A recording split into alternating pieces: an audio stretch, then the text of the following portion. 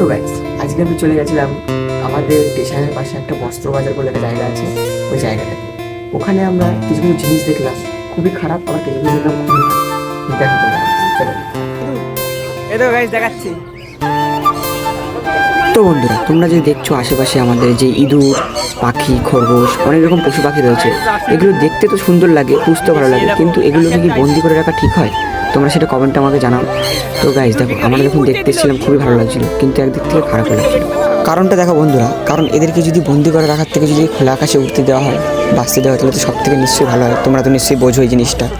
তো দেখতে ভালো লাগছিলো, তো ঘুরতে এসেছিলাম, ভাবলাম যেগুলোকে ছেড়ে দিই, কিন্তু ছাড়তে পারছিলাম না, কারণ এটা বিজনেস করছে সবাই। আর এই দেখো গাইস, কতগুলো ইঁদুর মেরে এখানে ঝুলে রেখেছে। এটা ফানি মুভমেন্ট, এটা তোমাদের দেখিয়েছি ভিডিওতে, তোমরা দেখো। তারপরে আমরা চলে গেছিলাম যেখানে মাছের একটাই আড়ত, যেখানে শুধু মাছ বিক্রি হয়। তো এটা তোমাদের দেখাচ্ছে, দেখতে থাকো গাইস।